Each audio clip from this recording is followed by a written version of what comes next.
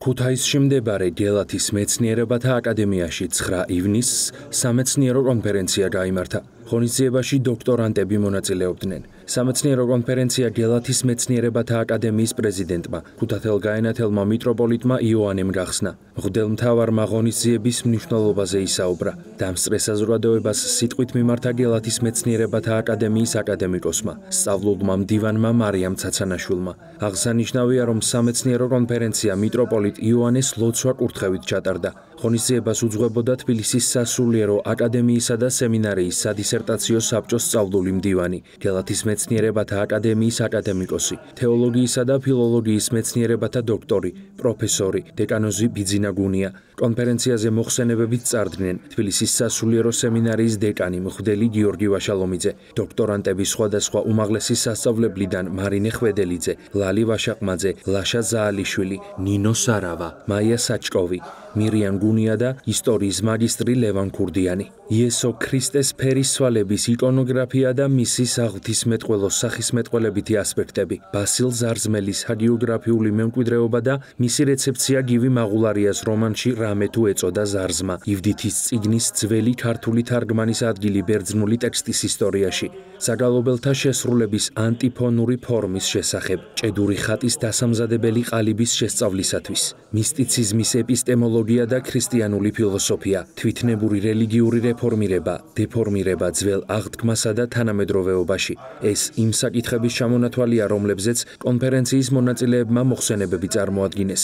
ღონისძიებას გელათის სასულიერო აკადემიისა და სემინარიის რექტორი, დეკანოზი ირაკლი ახალაძე, სასულიერო პირები, პროფესორ-მასწავლებლები და სტუდენტები ესწრებოდნენ. კონფერენციის ფარგლებში ქუთაისის სასულიერო აკადემიისა და სემინარიის მგალობელთა გუნდმა საგალობლები და სხვადასხვა სიმღერა შეასრულა.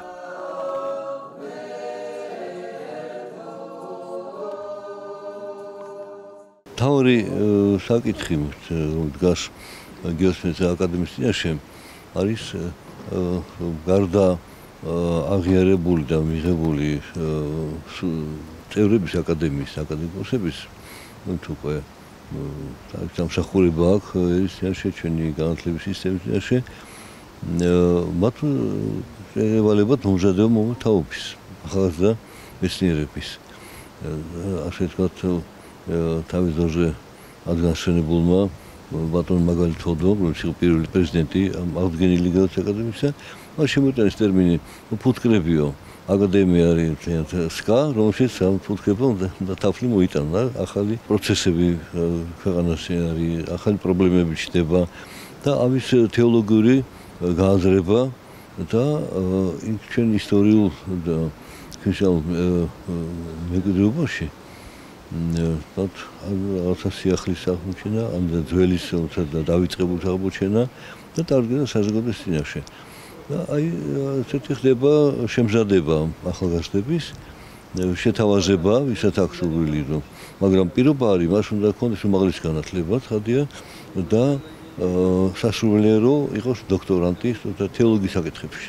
მაგრამ თეოლოგიის საკითხებში ფართო სპექტრია, ეს შეიძლება ქრისტიანულ ხელოვნებას ეხებოდა, არქიტექტურას, შეიძლება დოგმატიკურ სწავლებას, შეიძლება კანონიკას, შეიძლება ლიტურგიკას და იგივე გალობის საკითხებს, ხელოვნების ნიმუშებს და აი ეს ფართო სპექტრი თვითონ აკადემიის წევრებით, ზოგი ისტორიკოსი, არქეოლოგი, ზოგი ენათმეცნიერი, ფილოლოგი, ზოგი თეოლოგი, ზოგი გარემოს დაცვის საკითხებში გაფიცნობიერებული და მედიცინაში, ესე რომ სპექტრი სხვადასხვა დარგის წარმოდგენილი აკადემიაში და ჩვენ გვინდა რომ ეს შეივსოს მუშაობა აკადემიის ახალგაზრდებთან, ახალგაზრდა თაობასთან, მათ ხელი შეუწყოთ მეცნიერული განვითარების და ჩამოყალიბებისთვის. 2025 წელი გახლავთ საიუბილეო თარიღი გელათის მეცნიერებათა აკადემიის აღდგენისა, ზუსტად 30 წლის წინ, სრულიად საქართველოს კათოლიკოს პატრიარქის ილია მეორის ლოცვა კურთხევით და იმჟამინდელი პრეზიდენტის შეთანხმებით აღდგა 1995 წელს გელათის მეცნიერებათა აკადემია. ეს გახლავთ უმნიშვნელოვანესი მოვლენა ჩვენი ერის ცხოვრებაში. შემდეგ 2013 წელს კვლავ გამოიცა პრეზიდენტის განკარგულება, რომელიც კვლავ ადასტურებდა გელათის მეცნიერებათა აკადემიის სტატუსს და 2023 წელს გელათის მეცნიერებათა აკადემიას განსაკუთრებული სტატუსი მიენიჭა. იგი სახელმწიფოს მიერ აღიარებულ იქნა როგორც იმ ქართული ძირძველი ტრადიციების, შენარჩუნების და მატერიალური კულტურული ძეგლის სტატუსი მიენიჭა მას. წელს ჩვენ უკვე მეორედ ვატარებთ გელათის მეცნიერებათა აკადემიის ეგიდით ფუტკრების კონფერენციას. ფუტკარი გახლავთ დოქტორანტის სტატუსის მქონე სტუდენტი და წელს წარმოდგენილია 6 უმაღლესი სასწავლებლიდან სტუდენტები, მათ შორის უპირველეს ყოვლისა თბილისის სასულიერო აკადემია, ქუთაისის აკაკი წერეთლის სახელმწიფო უნივერსიტეტი, ეს გახლავთ სახელმწიფო კონსერვატორია თბილისში, ეს გახლავთ ახალი საქართველოს უნივერსიტეტი ქალაქ ფოთში. ეს მრავალფეროვნება სწორედ ესე წარმოაჩენს ამ შესანიშნავი ღონისძიების მნიშვნელობას. ჩვენ დღეს მოვისმინეთ არაერთი შესანიშნავი მოხსენება, რაც იმეს გვისახავს, რომ საქართველოს მომავალში წარჩინებული მეცნიერები ეყოლება.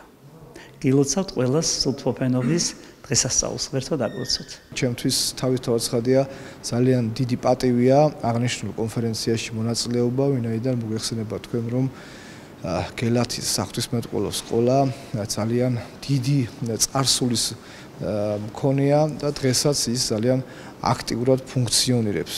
დღეს ჩვენ წარმოვადგენთ თემას, რომელიც ეხება იესო ქრისტეს ფერიცვალების იკონოგრაფიას, ანუ ეს ასეთი დასათაურება გახლავთ იესო ქრისტეს ფერიცვალების იკონოგრაფია და მისი საღვთისმეტყველო, სახისმეტყველებითი ასპექტები, სადაც განხილულია დასახელებული დღესასწაულის იკონოგრაფიული სქემის განვითარება ერთი მხრივ და მეორე მხრივ წარმოჩენილია ის, რომ აღნიშნული იკონოგრაფია დაფუძნებულია შესაბამის სახარებისეულ თხრობასა და ეგზეგეზაზე, ასევე სხვადასხვა ჟანრის საეკლესიო ლიტერატურაზე, ჰიმნოგრაფიაზე, თქვათ ლიტურგიკულ საკითხავებზე და ასე შემდეგ.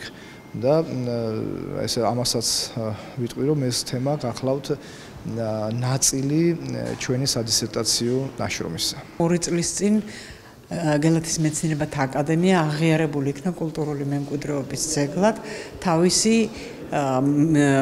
სწავლებით, მეთოდოლოგიით, ანუ მართვის სისტემით, სადაც განათლება, მეცნიერება და გამოყენებითი საქმიანობა ერთობლივად ხორციელდებოდა გელათის მეცნიერებათა აკადემიაში.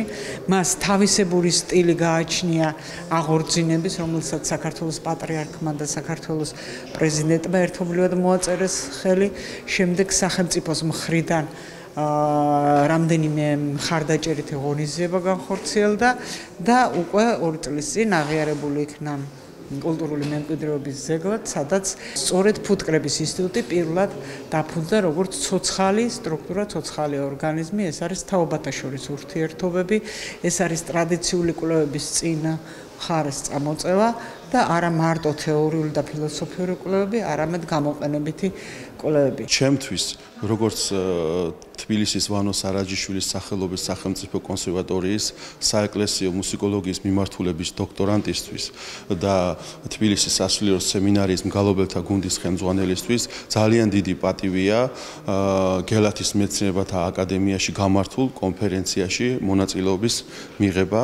ამისთვის მე მინდა მადლიერება გამოვხატო ქუთათელ გაენათელი მიტროპოლიტის ივანე გამრეკელის მიმართ, ასევე ჩემი სადოქტორო თემის ხელმძღვანელის ხელოვნებათმცოდნეობის დოქტორის მაგდა სუხიაშვილის მიმართ და დეკანოზ ბიძინა გუნიას გელათის მეცნიერებათა აკადემიის აკადემიკოსის და თბილისის სასულიერო სემინარია აკადემიის პროფესორის მიმართ. დღევანდელ კონფერენციაზე წავიკითხავ თემას, სადაც ნათლად წარმოჩინდება ის თავისებურებები და სიახლეები, რომლებიც უკავშირდება საგალობელთა შესრულების ანტიფონური ფორმის უძველეს ტრადიციას და მასთან დაკავშირებულ სიახლეებს, რომლებიც გამოვლინდა და აღსადგენია დღევანდელ საღვთისმსახურო პრაქტიკაში. დღეს გაიმართა მორიგი კონფერენცია, მორიგი შეხვედრა გელათის მეცნიერებათა აკადემიის ეგიდით. ეს უკვე არის მეორე შემთხვევა, როდესაც ახალგაზრდებს, დოქტორანტებს გვეძლევა შესაძლებლობა ჩვენი შუალედური კვლევები,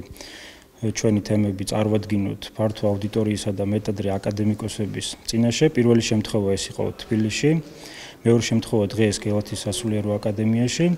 ჩემი მოხსენება შეეხებოდა ქრისტიანული ფილოსოფიის საკითხებს და კონკრეტულად ჟღერდა ასე მისტიციზმის ეპისტემოლოგია და ქრისტიანული ფილოსოფია.